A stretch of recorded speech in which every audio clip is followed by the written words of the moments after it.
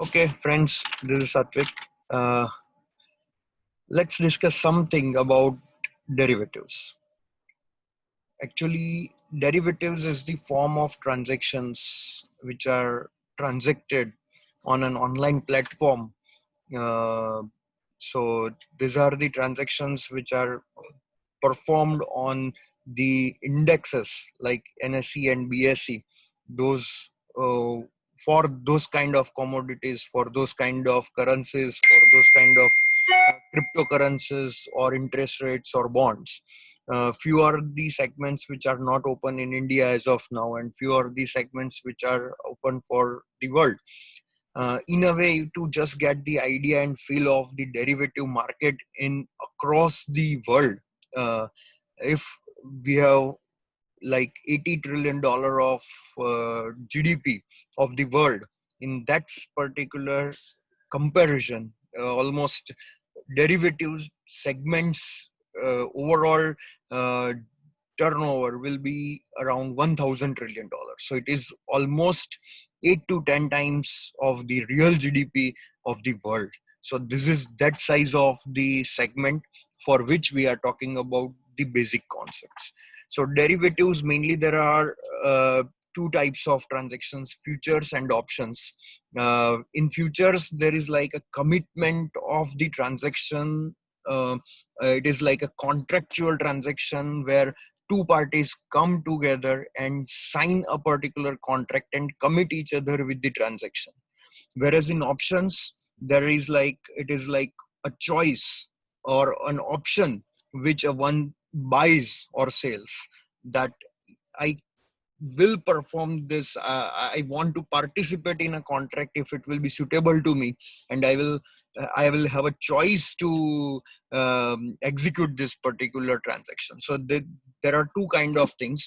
One is very certain, where particular contract where two parties abide each other by entering into one transaction, and in second they just buys or sells the right to utilize the power of either buying or selling. So mainly when futures are transacted in real sense, real transactions, just like if anybody who is exporting the goods, and they have derived their today's price based on their cost plus profit is equal to transaction price, they will compare the particular rates when they are exporting with the currency in which they are selling this particular thing, that how much after conversion of that particular currency, how much they will receive with them. So if we are talking about it, say today is 76 is the rate for an example, and their price of the commodity is also 76, then what will be the price for in dollar terms? It will be $1. So if $1 price for one commodity, if there are number of quantity which would be sold, but they will be manufactured over a period of next 6 months, and when they will be transported from Indian territory to the abroad, at that point of time, after receipt of those goods, they are going to make us payment. In that scenario, right now we don't know what will be the rate at the end of the 6th month or 7th month, but since we are booking our export order, starting cost, incurring cost for producing that particular product, and to come out with that particular product for dispatch, 6 months time will be there, of which the Indian currency cost will be X plus profit is equal to 76 rupees.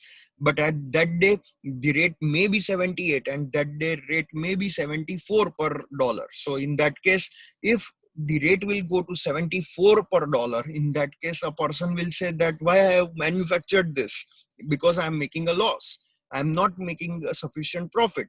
And if this would be 78, then he will say, oh, I have never visualized this particular profit, it's gain.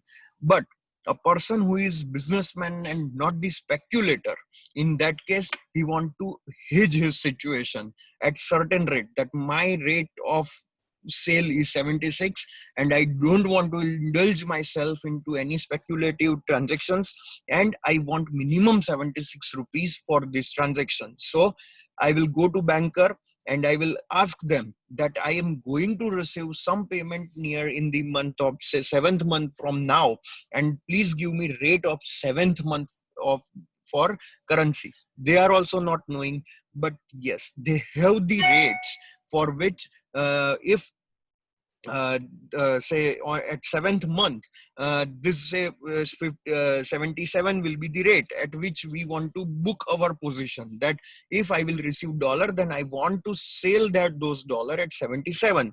So I will ask them, and we will see that what will be the cost of, say, particular booking for this particular transaction at 77 rupees per dollar.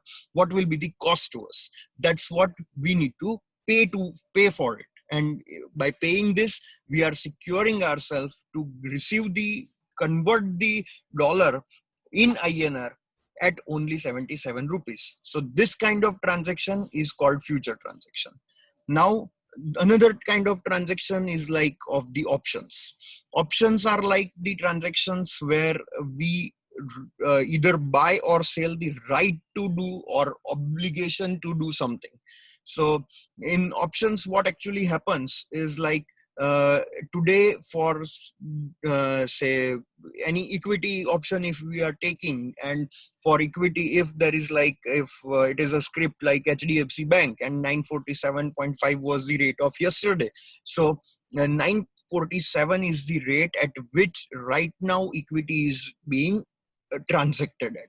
Now in options, there are like, we feel that if the rate will be 960 tomorrow, and today there are 3 or 4 rupees of premium for buying right to sell at 960.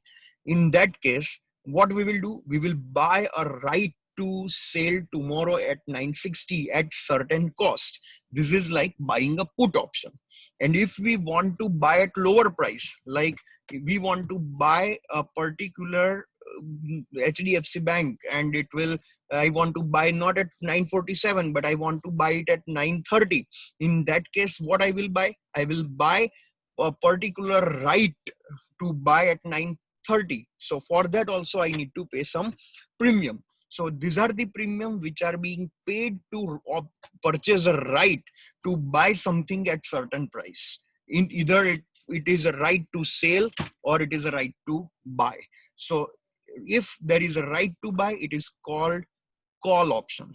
And if it is like a right to sell, it is called a put option. Now in call option and in put options, both the options, we have got both another options, like we can buy the call option or we can sell the call option. Just like that, we can buy the put option and we can sell the put option. So ideally, those who have already equity with them and they are worrying about reduction in price, what they can do, they can write put option. If they can purchase, they can buy the right of put option. And if somebody wants to willing to buy at certain price to acquire certain shares in future, in that case, what they can do, they can buy a right to buy at certain price by buying call option. So just like this, vice versa, we can sell these options as well and take the obligations commitment. So those who are having already equity and going for either of the options, they are doing hedging transaction. But when they don't have any equity, but still they want to venture out by entering into buy call or sell call or buy put or sell put, they are indulging themselves into speculative activity. So if ideally it is said that call options, any options particularly, are the like this is a game of sum zero, but it is only possible when it is like a speculative transaction, because one loses and one gains. But in hedging transaction, it is practically not possible. So this is two kind of perspective through which these are the transactions which are entered into. So this is a glimpse of the call option. Just to explain, if 947.5 is the spot rate of equity, and if we feel that tomorrow the price will be 960 and I want to sell this equity at 960, so the combination, whatever the lot size for this particular script will be there, for that, for 960 price there will be price for call options also and for put options also. So at call options also there will be bid price and ask price, and in put option also there will be bid price and ask price. So at ask price ideally we buy any options, and at bid price we will sell those options. So either it is a call option or put option, that depends. So ideally when we intend to buy as a user we have to pay more, and when we have to sell we have to get lesser amount. So ideally ask price is always higher than the bid price in both the scenarios, either call options or put options. Now when we will exercise this particular option, that is kind of question. So I'm just taking an example of a put option, particularly buy put option. So if I'm just taking again the HDFC Bank 947.5's example, it is a spot rate. Tomorrow, or say before the next expiry, we feel that it will be like we will be able to sell this particular script at 960 or maybe. So what we will find out, what is the rate available for rate of the premium available for buying the put option for the HDFC Bank, 960 strike price. So anytime the strike price, the rate of the script will be 960, we would have paid some premium to the broker or our banker, and for that particular paying premium we have purchased a right to sell certain lot of quantity of HDFC Bank at 960. So if it will reach to 960, we will immediately sell this by just paying 2, 3 or 4 rupees or premium, whatever the premium is, and we will earn out of that. So 947, 960 minus 947, so odd 12, 13 rupees minus whatever the premium we have already paid, that is 2, 3 or 4 rupees. So 10 rupees into the lot of this script is our gain. Now just estimate that what if the rate goes to 930? Nothing. We have already paid the premium and purchased the right to sell at 960. But the strike price has not gone to that particular level. So what is our loss? Is the premium which we have paid, nothing else. So this is limited risk, unlimited option of earning. So likewise, vice versa, if we sell such kind of options and write our obligation for say things, in that case we will receive the premium. Sorry.